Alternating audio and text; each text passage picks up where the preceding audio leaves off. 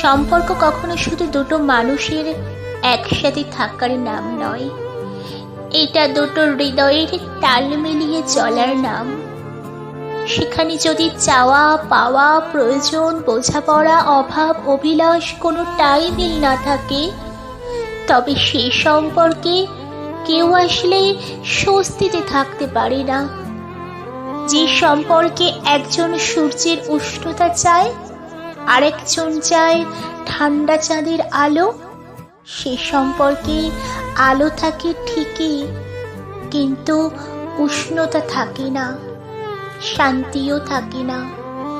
কারণ দুজনের আকাঙ্ক্ষা যখন ভিন্ন হয়, তখন হাজার চেষ্টা করেও কেউ কারোর অভাব পূরণ করতে পারে না। দুজনের চাওয়া, আকাঙ্ক্ষা, অভাববোধ ভিন্ন হলেও সেখানে কেউ কারোর মনের মতো হয়ে উঠতে পারে না সহজে। পরস্পর পরস্পরকে দারুণ বোঝাপড়ার ব্যাপারটা তখনই তৈরি হয় যখন দুজনের চাওয়া এক থাকে। যে সম্পর্কে দুজনের চাওয়া গরমিল থাকে, দুজনের তো আকাঙ্ক্ষার ভিন্ন থাকে, তবে সেই সম্পর্কে কেউ কাউকে বোঝার চেষ্টা করে না। মানুষ কোনো না কোনো অভাববোধ থেকেই সম্পর্কে জড়ায়, আর সেই অভাববোধ যখন ভিন্ন হয়, তখন পরস্পরের অভাববোধ পূরণ না হওয়ার সম্ভাবনা থাকে। মানুষ আসলে সম্পর্কে জড়ায় তার ভিতরে লুকিয়ে থাকা একটি শূন্যতা পূরণ করতে।